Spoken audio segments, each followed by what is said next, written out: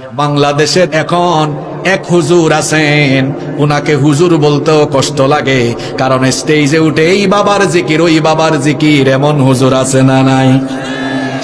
এখন এই হুজুর ভেজাল লাগিয়ে দিয়েছে, দুই ভাগ হয়ে গিয়েছে। নবুয়ত নিয়ে দেখা গিয়েছে দ্বিমুখী বক্তব্য। আসলে আল্লাহর নবীর নবুয়ত নির্ধারিত হয়েছে আসমান জমিন সৃষ্টির 50,000 বছর আগে, কারণ আসমান জমিন সৃষ্টির 50,000 বছর আগে আল্লাহ তাআলা তাকদীরকে লিপিবদ্ধ করেছেন। সর্বপ্রথম আল্লাহ কলম সৃষ্টি করেছেন। আউয়ালু মা খালাকাল্লাহুল কলম, সর্বপ্রথম আল্লাহ কলম সৃষ্টি করলেন। কলম সৃষ্টি করে আল্লাহ কলমকে আদেশ করলেন, উক্তুব, কলম তুমি লিখো। কলম তখন আল্লাহকে প্রশ্ন করলো, মাযা আকতুব, আমি কি লিখবো? আল্লাহ তাআলা তখন বললেন, উক্তুব মা হুয়া কাইনুন ইলা ইয়াউমিল কিয়ামাহ, কিয়ামত পর্যন্ত যা ঘটবে সব তুমি লিখো। আল্লাহর আদেশ শুনে কলম তখন কিয়ামত পর্যন্ত সকল কিছু লেখা আরম্ভ করলো। তাকদীর লিপিবদ্ধ হয়েছে তখনই। আল্লাহর নবী সহ পৃথিবীর সমস্ত নবীদের নবুয়ত এটা নির্ধারিত হয়েছে তখন আসমান জমিন সৃষ্টির 50,000 বছর আগে। সকল নবী রাসূলের নবুয়ত নির্ধারিত হয়েছে, ফিক্সড হয়েছে। কিন্তু নবুয়তের দাওয়াত নবীজি আরম্ভ করেছেন 40 বছর থেকে।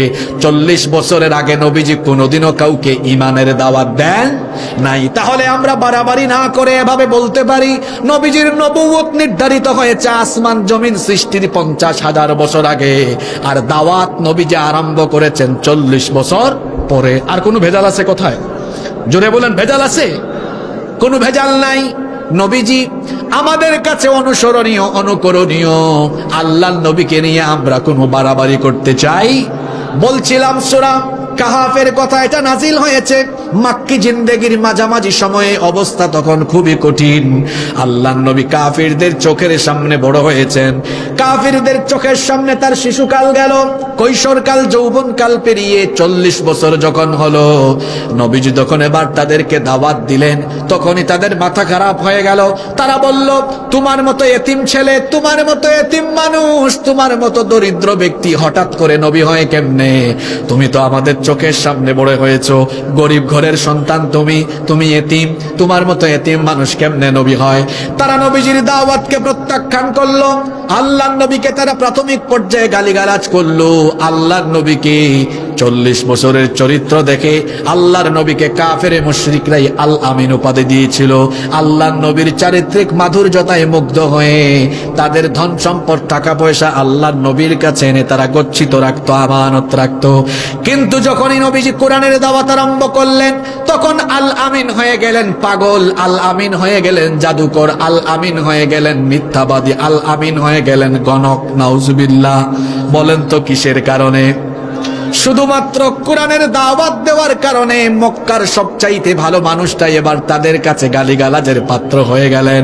শুধুমাত্র কোরআন প্রচারের কারণে আজও দুনিয়াতে কাফের মুশরিকদের চরিত্র লালনকারী মানুষ দুনিয়াতে আছে। আলেম উলামাদেরকে তারা কোরআন প্রচার আর কোরআনের আন্দোলনের সাথে যুক্ত থাকার কারণে কোরআন বিরোধী লোকেরা এখনো বিভিন্ন জায়গায় কোরআনের খাদেমদেরকে আজে বাজে ভাষায় গালিগালাজ করতে থাকে। কি গো ভাই, এমন মানুষ তো নাই এখন। হুজুর দেখলেই মৌলবাদী, হুজুর দেখলেই জঙ্গিবাদী, হুজুর দেখলেই কিছু মানুষের দেখা যায় অ্যালার্জি ছাড়াই চুলকানি। এইরকম মানুষ আছে না নাই? উলামায়ে কেরাম হলেন নবীগণের ওয়ারিস। ইন্নাল উলামা ওয়ারাসাতুল আম্বিয়া, উলামায়ে কেরাম হলেন নবীগণের ওয়ারিস।